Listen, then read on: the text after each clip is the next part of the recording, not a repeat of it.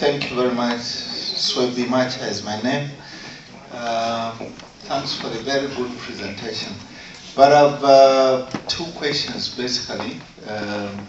One is on the uncles. I feel that a father should be responsible for his children, and it should be an entry point for your project to press on those parents to take responsibility. Because if you continue perpetuating uncles, to continue keeping children who don't belong to them, I don't think they will really do much to uplift the standards of those orphans.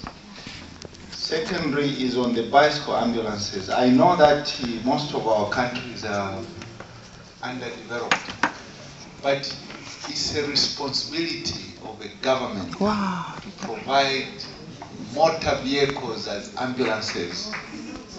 Roads, you pay tax. There is no way that you should perpetuate poverty by advocating for those slow-moving bicycle ambulances. Thank you. It's easier said than done. My God.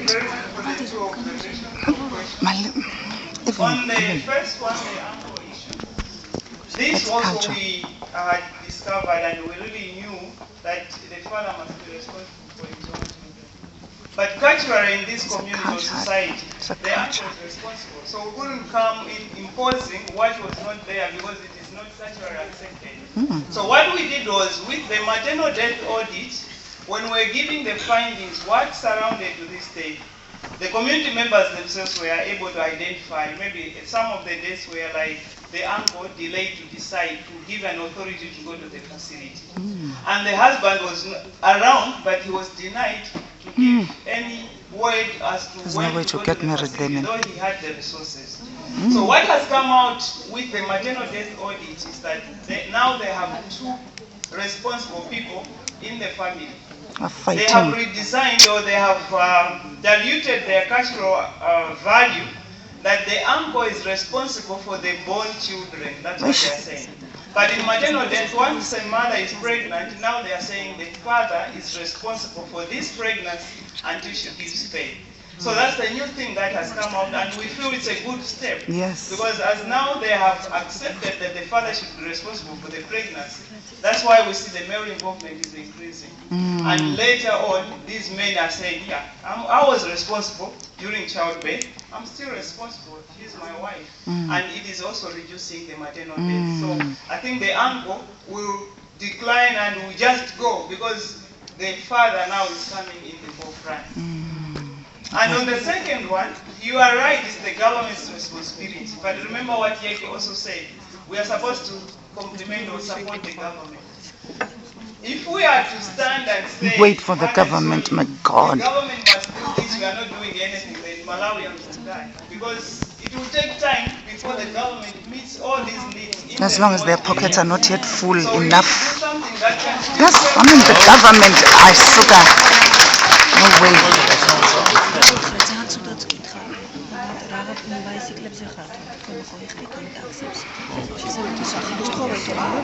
Oh, how I?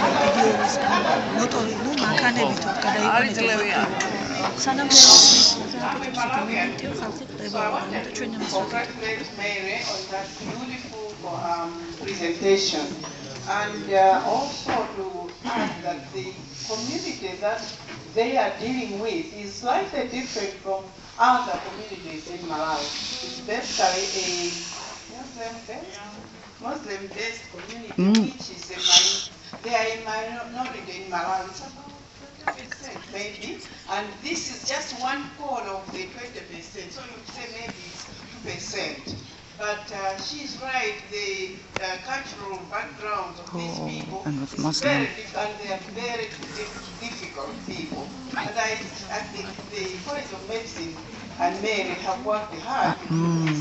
Now, in addition to what Mary has presented, now there is an improvement of the bicycle ambulance. It's a motorcycle ambulance for other rural areas, and that's the government contribution towards alleviating the problems of maternal and neonatal health.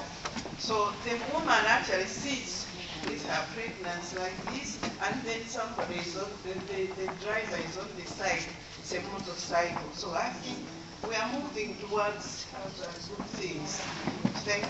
The ambulances are there in the health facility. Maybe one ambulance per health facility, but now we are talking about the rural.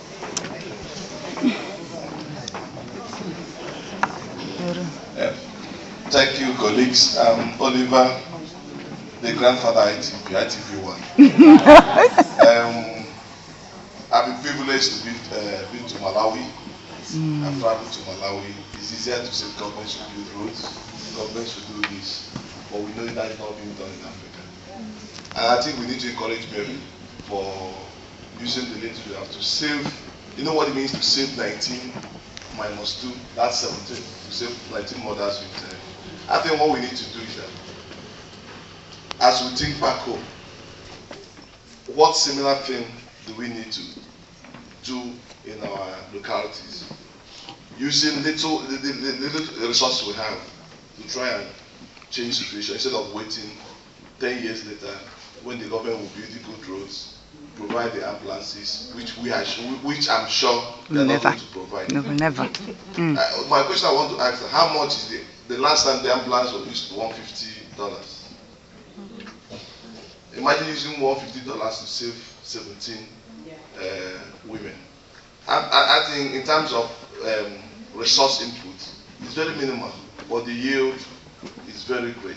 You might spend millions to buy an ambulance with no roads, and you know in our country that ambulance, if it's $10,000 by the time our government will award it and buy it, becomes $100,000. But in the $150 to buy one ambulance, you save more lives. We want to encourage you. And the group in ITP, after you presented, who felt that this is the best project because she had no resources. Yesterday, you see people were presenting beautiful slides because we have the resources. But she's working from nothing. From nothing. And we decided we choose that as our paid project. We are encouraging all of you to support us, to support this project.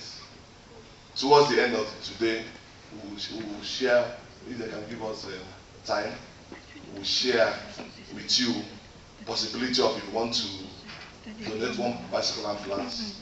The 350 crowns you are giving, please don't go to the shop. And spend it in buying new dresses, new suits. That can save a woman's life. Thank you very much.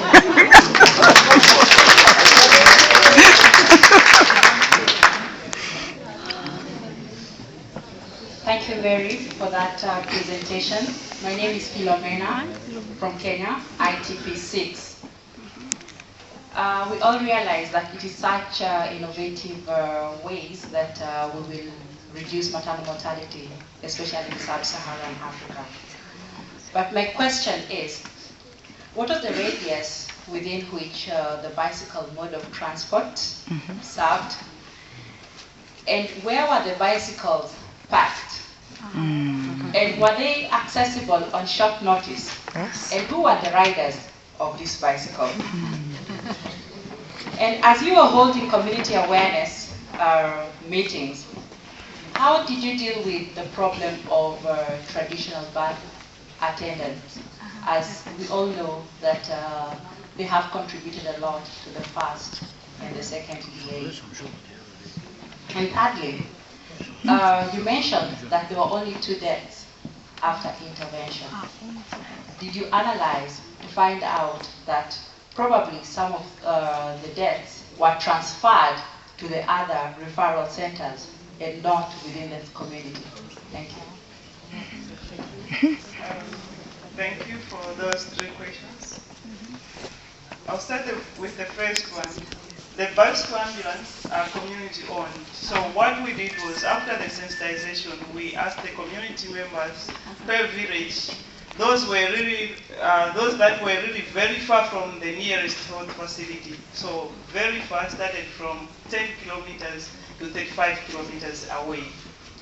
Some were 35 kilometers away because their nearest facility was a pain facility. and we are talking about the poverty in the most rural areas. They couldn't afford to pay these costs. So the community members mobilized funds. We called them sustainability funds, because they were supposed to maintain these bicycle ambulances once we donate them. So the role of the project was to buy a bicycle ambulance, donate it to this community, and the community could take over the ownership, maintain it, and make sure that it is in a running condition all through. It was in the village, and in Malawi, each village has got a village health committee. So the village health committee was given this power to manage the bicycle ambulance, where the village leader was like an auditor, making sure that the bicycle ambulance is in a running condition. They had put in place their strategies on how to make sure that the bicycle ambulance is not misused. And our role was to monitor if these bicycle ambulances were really used for the intended purposes. Because we had learned from other projects which donated in cluster forms that when they had taken a mother to the facility, when they were coming back, remember they are cycling at 5 kilometers away distance. So when they were going back, they could give chains also cycling each other back to the village. And this was not the right thing. So that was our role, to make sure that the bicycle ambulance is being used for the intended purpose and being managed properly. It was kept by the village health committee, the village leader monitoring it. The TBA was part of this referral system. In the communities, you agree with me that mothers trust TBAs more than health workers, because TBA's approach to these women is that good, and they have a heart for them. So whatever a TBA talked to this mother, the mother was able to comply. So the first thing we did was also to train the TBAs and give them this new role of referring to health facilities and not delivering. They took it positively because we still recognized their role, and we still gave them something that could give them at least that recognition in the community. So once the mother was in the community, when they were referring this, then the TBA could also come in. This mother really needs to go to the facility on time. And in most cases, the TBAs were referring these mothers. So they were using bicycle ambulances when the TBAs have also referred them.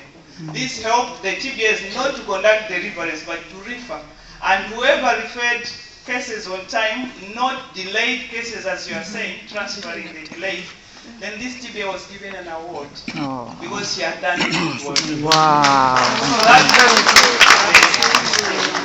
and the two that died, we analyzed. It was not a transfer of a delay from the community. One of them had been in the facility as a waiting case for 1 month. She delivered in the second month. It was a cesarean section. Then she died 7 days post-season. So you see, there was no transfer in that case. The second one also died in the facility after she had been admitted in the facility for over 2 weeks. So they all died in the facility and not from the community. Thank you. I think we have time for 2 more questions. There are one here and the one here. Mary from Nigeria, 1957. Thank you for that beautiful presentation. I just want to ask if the women or the family, they are being charged for the services of the ambulance. No, they are not charged, because what happened was that every household contributed towards the maintenance fund. So they all owned that bicycle ambulance.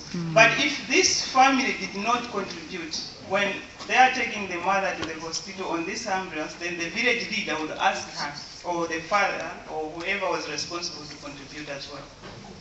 And maybe to add on what she asked, who are the riders? In the communities, the first riders is the husband, as we've said that it is promoting male involvement.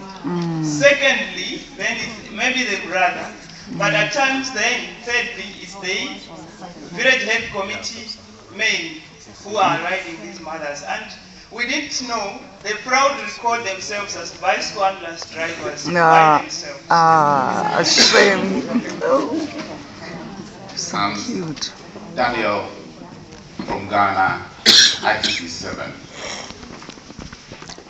I must say that I'm very much impressed about your project and presentation. But I want to ask about the community-based maternal audit. And the arm was very far. It took them 2 days before they had a feedback, and the feedback was that they should wait for him to come to this village to decide. Yeah. He came, it was late in the evening, and they took this mother in the evening, but there were elephants, so they couldn't travel at night. They waited for the morning. In the morning, she died upon arrival at the facility.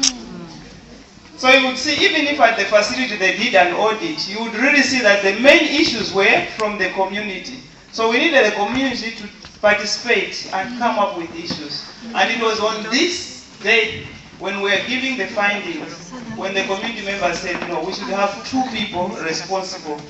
The owner of the pregnancy should be responsible to decide when to go and what time. And then the uncle should be responsible only when the baby is born, everybody is fine. That's how we have done. Thank you. Hey, Islam. It's terrible. I would just like to add a few words. I actually had the opportunity to visit Mary's project at the very beginning when we started. And I can confirm that already at that stage, the community participation and involvement. I remember we went there to the village, we came with a car, and lots of people were coming, and the village leader came, and there was very good respectful interaction between you two. And we visited the TBAs, and we visited the health worker, and then there was a meeting under the trees. You can see there was one slide with big trees. So I was participating in that meeting, and I will never forget that. The men were sitting there, women and children, and they were discussing all these questions, and there were decisions made. And there was a mutual respect. That was my feeling in that village, between TBAs, community members, health workers, and there was something very strong. So I was very touched when I listened to that project. I'm really happy to hear about conservation. Okay, so let us thank Mary before we go for coffee break with the ITP clap.